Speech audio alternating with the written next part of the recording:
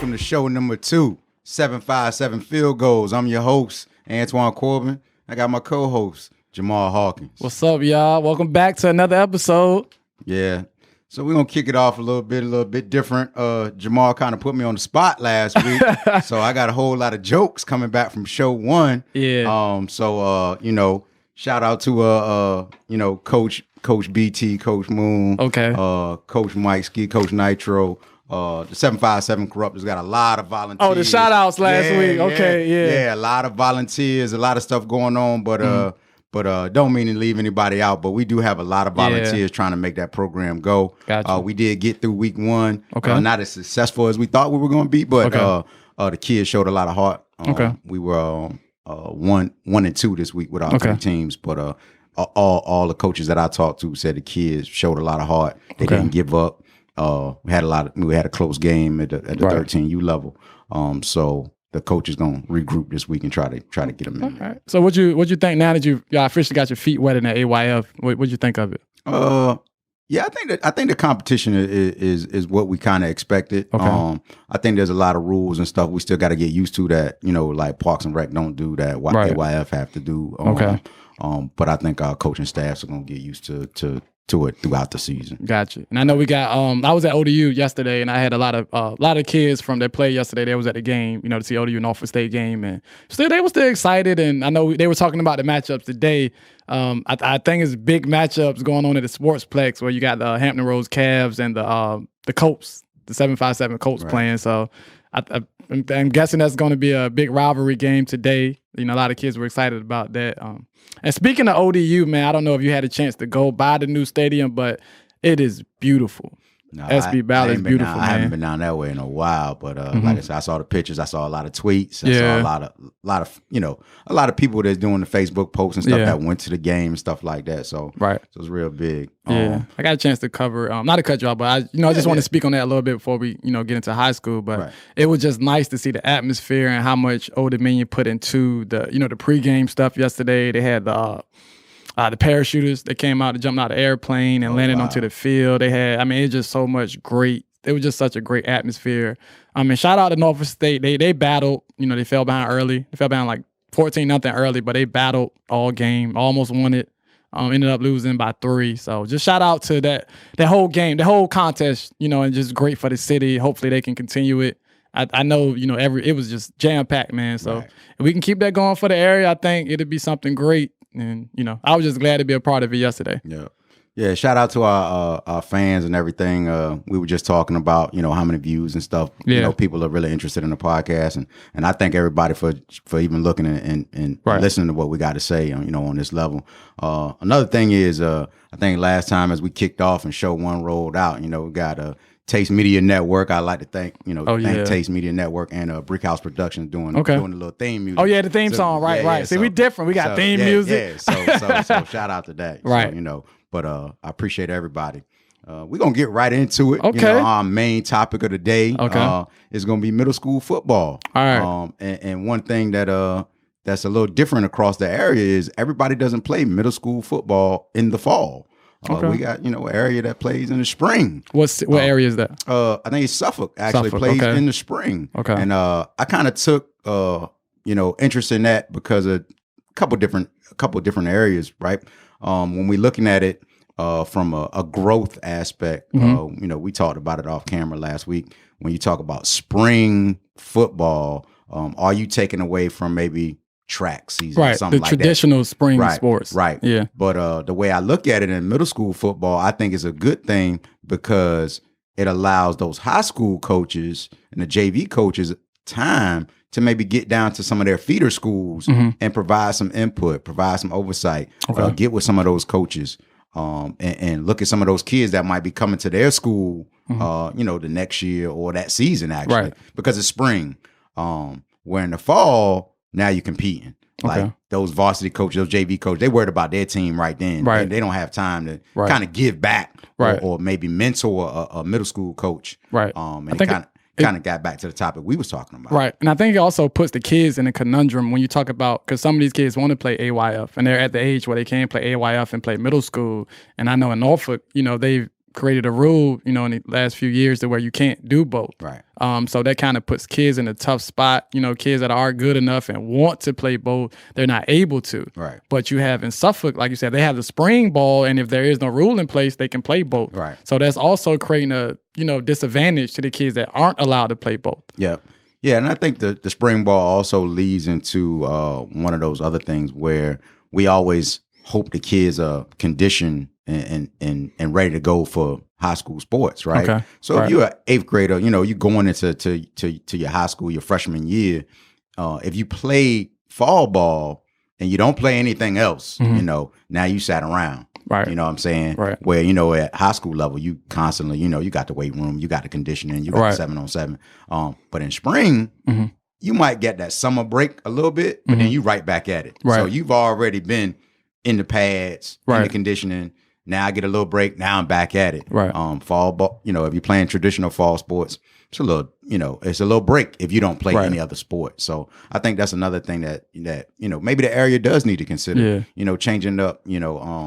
So is it that you prefer all areas to play one, like whether it's the fall to spring, or just are you more toward people playing in the spring instead of the fall? I think after looking at it, and coaching middle school football and helping out with middle school football, I think everybody should be in the spring. Okay. I said because we had this conversation about middle school coaches, maybe just not even coaching, putting the best players on the field.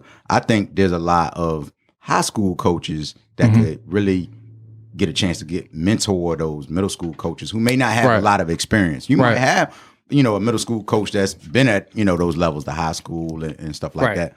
But I think that it gives them a chance to at least get down there and talk to those kids and talk to those coaches. Right. We want to be able to coach the coaches. That's what I tell some of my guys. It's like some of those coaches need to be coached up too because they don't have that experience. Right. And when you get that high school coach to come down there and start talking about not only X's and O's but fundamentals, something that, or maybe a drill or something Right. that That's you're why, trying to implement. That's why I thought it was a great thing that Maury did a coaches clinic for the younger coaches, the coaches in the area this year. And I saw on Facebook, I don't know how this could turn into a bad thing, Right. but I saw on Facebook somebody talking about they were using it to recruit players. So how to use a coaches clinic to recruit players? It's not directed at the players. But yeah, you're right. I could see. I could see as a coach. I could see it being taken the wrong way if you get the younger coaches in there, and you got some players over at the school that maybe those players aren't feeding into your school. You put a bug in the coach here, but that wasn't the intention. That wasn't the intention. I highly doubt that. And I talked to some of those coaches over there. That's not the intention. Right. Of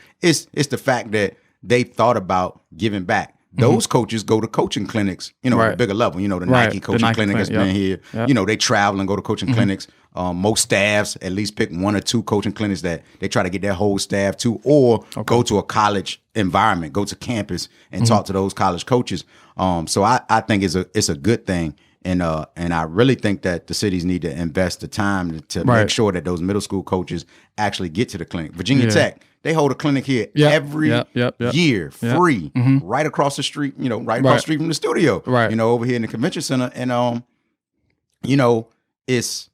it's sad to see that, I've been to a couple of those and the middle school coaches are nowhere to be found. Right. It's the high school coaches that know about it, but it's out there. It's public knowledge. They're not hiding it. Right. Everybody's on social media nowadays. Yeah, so come is free, but it's sad to see that those middle school coaches, aren't been able to participate or just don't show up. Right. And I think the cities need to maybe, take a stance and make sure not only do you get your concussion training, your heat, stroke, all that good stuff that we have to do every year as coaches, but get to a clinic. Right. We want to see you, get better. And, maybe a couple hours of certified instruction you have to get every year. Yeah, that'd be a great idea. So shout out to Moore for holding the clinic and and thinking about those coaches that might need to be coached up and learn something from the staff. I think it goes back to what you were saying, about the spring being able to be a feeder system for the high schools, but I feel like that should be in place anyway. Like if you're a high school coach, and I've seen Lake Taylor do this when my brother was going there, the high school, the varsity, JV, middle school, they all run the same offense. Right. Probably same defense. So when the kids transition from middle school to JV to varsity, already one system there. Yeah, and I agree. But again, you got to get somebody that knows that system. You talk about like, Hank Sawyer and the systems that they employ over there are I won't say one of a kind, but they're unique for our area, right? So you have to have somebody buy in at all of those levels, right? JV kind of easy because that's your staff, but middle school you might have a whole different coach, you know, and background and pedigree. Now they got to get over there with Lake Taylor and make sure that they're doing the right thing. So I think that's where the spring would actually help, you know, where the varsity staff or the JV staff now is not want to say they're off, but they're not focused on the fall season. Like every week we're preparing for a game, you know, it's 7-on-7 conditioning, lifting weights where they can get down there and see the games. That's another thing, right? Because to see the game, kind of like college, so to see the game, right, that means you taking away from your squad, right? Because normally middle school and Norfolk play on Wednesdays, so that means you right in the middle of game prep week, right? You got, if you JV is Thursday, varsity Friday, right? So you like, do I can I even get to a game to see what these coaches are doing or what these players have to offer? But in the spring, you're like, oh yeah, I can maybe get it and go. A Wednesday is my day off or whatever, and be out there and really look at the game. So I do agree that you should have the feeder system, but again, as you know, it's tough. The what do we call it? The district area is so spread, right? So you might have a middle school, prime example, like Azalea, right? They feed a couple of middle schools. So a couple of high schools. So, I mean, a couple of high schools. So it's kind of hard. What system do you employ? Is it the majority of the kids, or do you employ your own and just get the mentoring and maybe take bits and pieces from all of those coaches that come out there and help you and say, yeah, you know, maybe they running a V over there. Maybe we got a couple plays with a V. You know, they run spread. Yeah, I didn't quite think of it like that. You're exactly right. But see, me personally, just going back to the original topic, I'm more of a fan of football in the fall. Okay. I think it should be played in the fall. You got, starts hot, then you got to transition to the cold weather. I feel like the dogs come out when the cold weather comes. Oh yeah, that's the real football play. Yeah, that's true. Everybody, even the fans, the media people, we love the hot weather. But the dogs of the sport, they come out October, November when it gets cold. Just like NFL, you know, the real players come out December, January.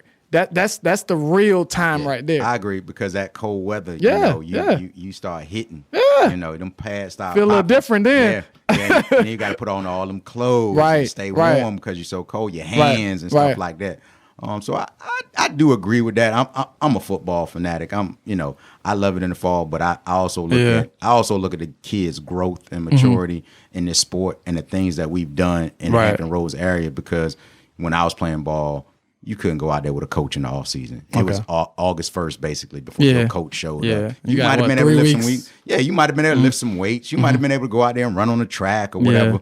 But if you're talking about having an actual football out there and going over, you couldn't do that when I was going to school. So I think now, with the 7-on-7 and the all year round sports, I think it's time for Hampton Roads to start looking at some different stuff. We talk about spring ball. When you go somewhere like Florida, they actually have real spring high school football, right? Just like colleges do, right? You got spring games and stuff like that. We haven't got there yet. Why do you think we haven't?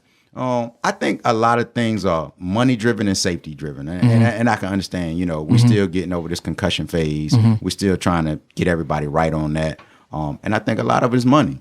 Right. You talk about equipment. You talk about maybe trainers, athletic trainers being out there for the safety reasons. You got to pay those people. Right. So you talk about coaches.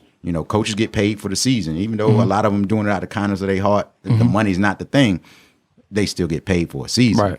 Right. So I think that's one of the things that the coaches probably had the power to change, but I don't know where, the coaches are united front to go back and say, look, we deserve to play spring ball, fully padded or whatever, So I think that's one of the things that could be changed in the future. I think like with anything, we have to just get innovative. Like maybe we can't do full pass, maybe we can do 7-on-7, during the spring. But like you said, we don't want kids just sitting out.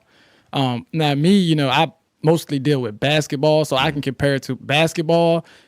I think at a certain point, though, you have to give kids a break. Like whether it's stop playing games to train or just stop doing either period. I think there does need to be some kind of a break period. So I don't necessarily think we should do fall and spring. Maybe we should do either or. But Yeah, maybe spring would. Maybe that would. Now we're looking at maybe that would be a better option because, like you said, to keep kids rolling. Like maybe those 8th graders is getting ready to go to 9th grade. That'll help them because they're still rolling going into the high school season. And that's the way I looked at it because I was like you. I was like spring ball. Man, what happened to the fall? Like you throwing everybody off. Like the parents are thrown off. Like especially if you got kids that play. Maybe 2 football players, high school and middle school. You're like, I got football in the fall, then I gotta wait to the spring, to see the younger one play. And the spring's like it throws you off, and then you right back to the fall. Right. But then I thought about just where I look at it from a fundamental and a training aspect, as well as the coaches, because I do believe that those high school coaches want to give back. Okay. For those that want to hear the message, you know, and it slights them sort of, because now they gotta, they got to decide whether they're going to take away from their own team to get down there to the middle school or just say, hey, middle school coach, you just need to get with me if they really want it. Or maybe we got to start looking like college. Maybe we need a recruiting coordinator that handles that. I mean, like I say, maybe you just got to look at it a different way, but it is time to start looking at start doing something. Right. That is the thing because we don't want to continue to fall behind. We have to prepare our kids. So, yeah, definitely. Okay. Rolling into our next topic. Was there any games this week that kind of surprised you? Let me see. I will say this.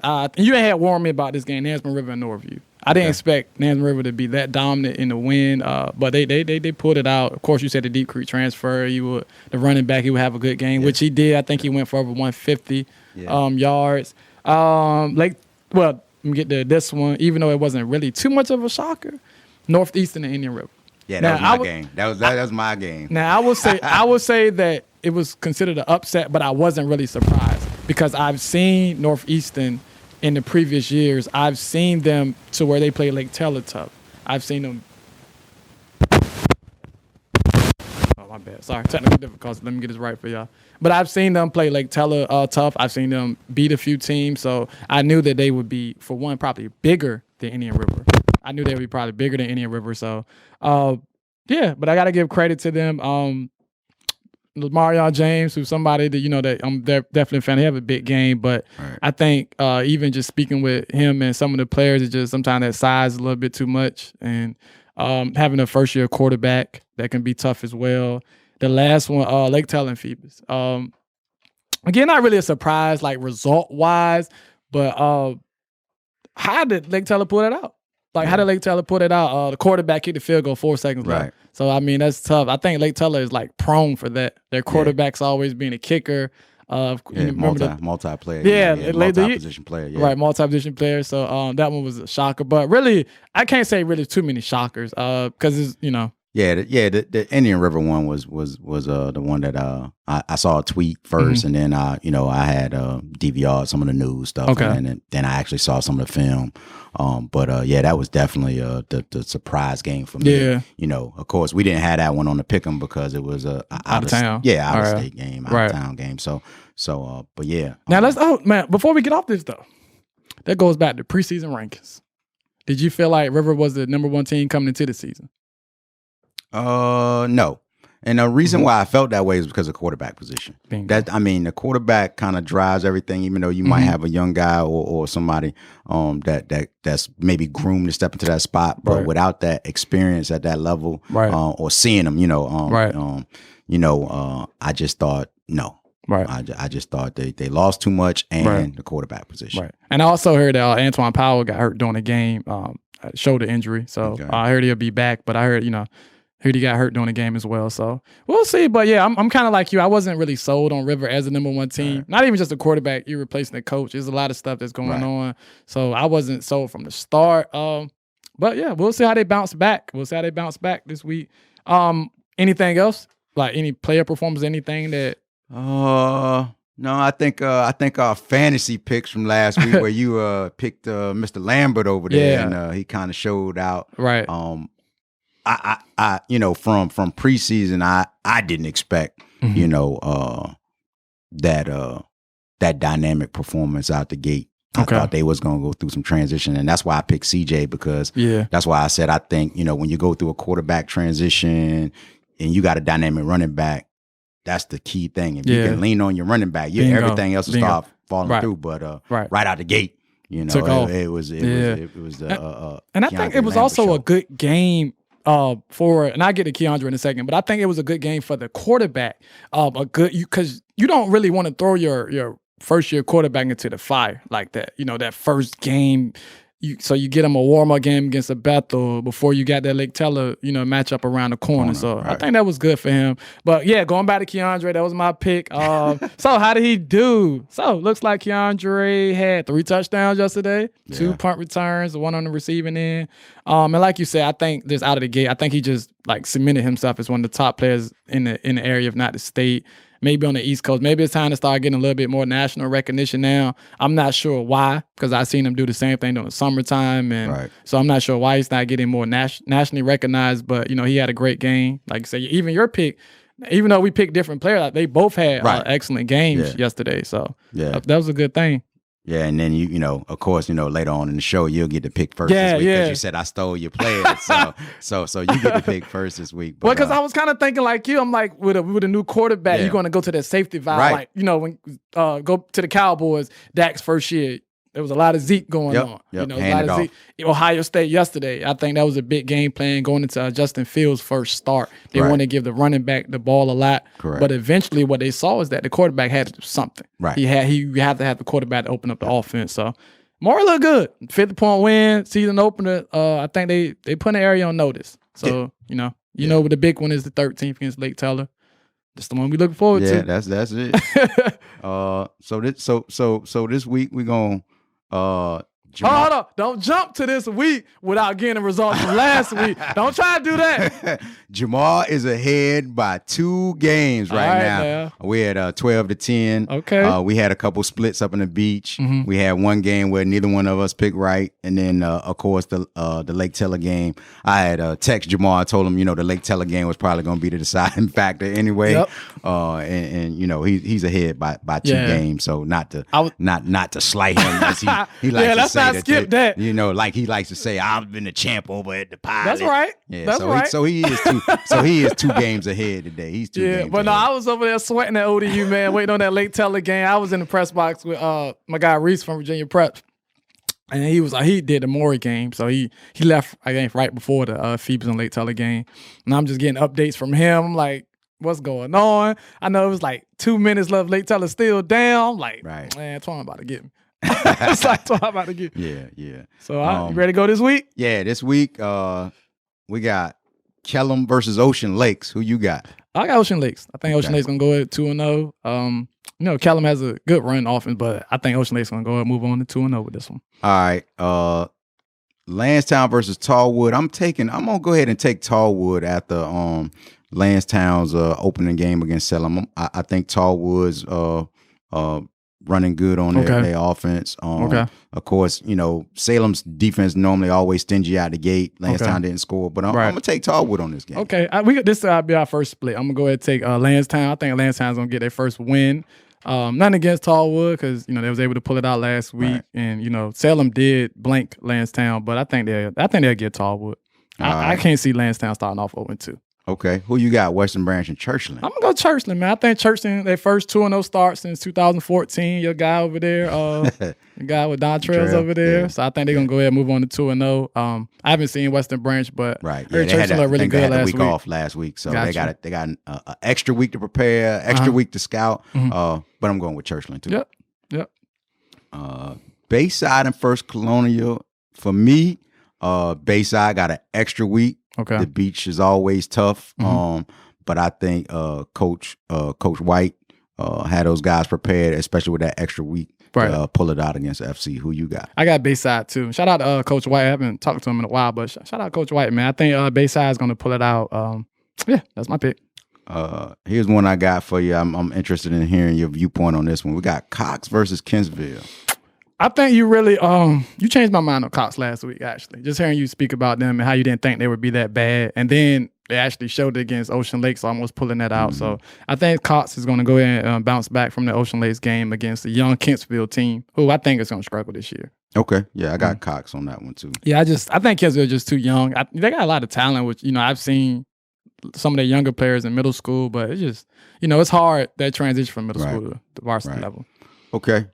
And running through here, I got I'm gonna take Salem over Princess Anne this week. Okay. PA put up some numbers last week. Mm-hmm. Salem, of course, we talked about blank last time. But I got Salem on this one. Okay. Now I had a couple notes on this game. So a win for Princess Anne will match their total from last year, of course. Last year they didn't get their second win until October 5th. So they haven't started the season 2-0 since 2001. So how many years is that? About 18. Yeah, about 18. 18, 19. So I got Salem in this one. I don't think they're going to start 2-0 this year either. Salem's tough, man. Salem's tough. Tough running game, tough defense always. So I'm going to go ahead and go with Salem. All right. Booker T and Granby. This is a preview of my fantasy player this week. I'm going to go with Booker T. I got Booker T on that one, too. I'm going to roll into Northview and Woodside. I know you're going to get Woodside. I know you're going to pick Woodside. How you know what I'm going to pick? Northview the home team, but, Northview Woodside. You can't pick against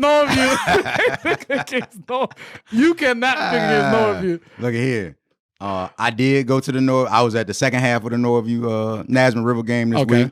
Like I said in the previous show, I did hear some good things about Woodside. Okay. Northview gonna be on the road. Don't know if the quarterback will be ready. The freshman quarterback came in there and did what a freshman's gonna do. He actually threw a 98-yard touchdown. But again, freshman back there in the fire.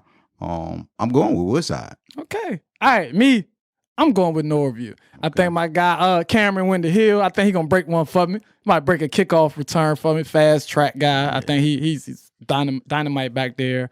I'm going to go ahead with Northview. Yeah, I think he scored both touchdowns, matter of fact. Sure did. I know he scored the bomb. I know he did that. Yeah, it's a speedster. Yeah, so who do you have, Bethel versus Heritage? Now, unless Bethel play Kentsville, they probably won't get picked from me this year. Or maybe Gloucester. Okay. So, Heritage. All right. I just can't see Bethel, man. I've seen Bethel the last 2-3 years. They ain't really showed me much. I don't really see much different, in this one. Okay. I got Heritage on that one, too. All right. Your favorite hometown, Lake Teller versus Warwick, and I'm going with a Lake Teller on this one. All right. Yeah, I'm going with Lake Teller, too. Okay. Here's one that's going to interest everybody, especially after last week. Right. Wilson versus Great Bridge. Man, listen, Wilson. Shout out to Wilson, man. They pulled it out. They really came back and won against Lakeland, which of course that was a game that we both picked Lakeland. So shout them out. I got Wilson in this one. I think they're gonna go 2-0. I got a couple of kids that I used to teach over there at Wilson, so I think they're gonna go to 2-0. Yep. I got Wilson on this one too. Last one of the week. Okay. Mitchellville versus Phoebus. Phoebus. Yeah. I think Phoebus gonna go ahead and win. They should have. I'm not saying should have won against Lake Teller, but yeah. I think they'll go ahead and take this one. Right. I think Mitchellville had a good. They won Granby. Yeah, but this ain't Granby. Right. I agree. And after a tough loss against Lake Teller, it's Phoebus is probably it's time. That's gonna be a mad team. Yeah. Coming back. That might be how Moore and Bethel was yesterday. Yeah. All right, now we're gonna touch on the big one. We're gonna touch on this. All right. That in your notes? So of course, because of me and Jamal, I decided not to play Pick'em versus out of state, out of area right. play. But of course, we already said one of the games to watch this week was the September 6th game of Highland Springs and Oscar Smith. I'm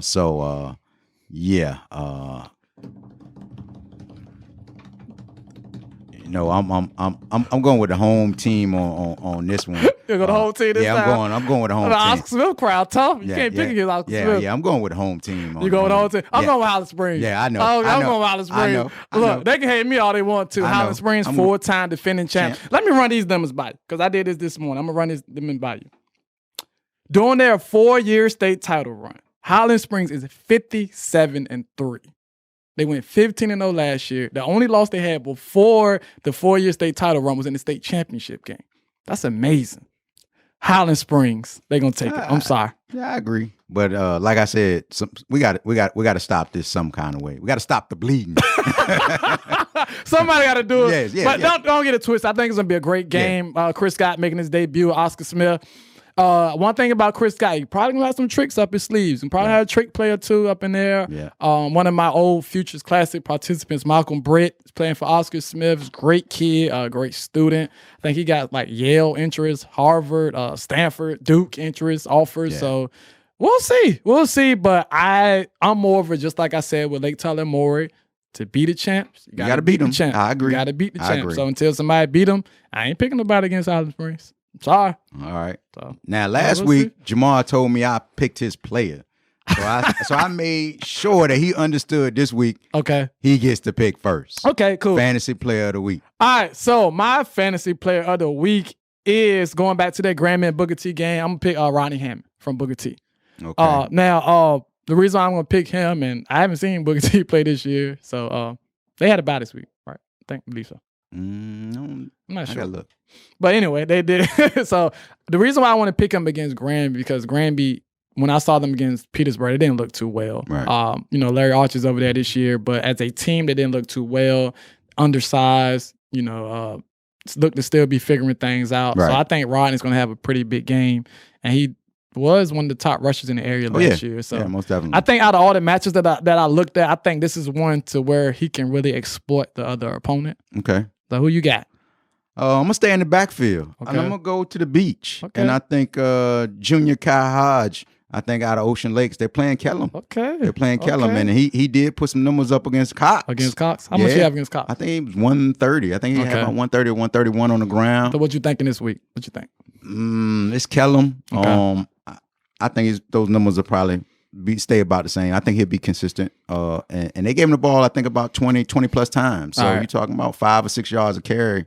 And again, we're talking about a quarterback situation where they had that quarterback over there. So they got to lean on him. Right. You got to lean on that back sometime, right. To get your offense going. They got some dynamic receivers over there. But once you get that blanket, now your receivers will get off. So, I'm going with Kai Hodge and Ocean Lakes. I'm going Rodney Hammond, 165 yards plus 2 touchdowns. Yeah. Okay. 165 plus 2 touchdowns. All right. Well, that wraps it up for show number 2. Oh, yeah. We'll be back next week to see you again. Oh, and before we leave, I'm sorry. Shout out to Dwight Vick and Victory Life for blessing me with the merch. I got to get you a shirt, too. Oh, yeah. Get you a shirt, too. Yeah. But shout out to them for blessing us with the merch. And also say a prayer for Jaquan Yulee. Just his dad just posted on Facebook, I think this morning, that he broke his neck yesterday, and he's having surgery this morning. So yeah, shout out. Let's shout out prayers to Jaquan. Prayers out for Yulee. Yeah, man. So, but yeah, like Twan said, man, this is it for week 2, and we'll see you guys next week.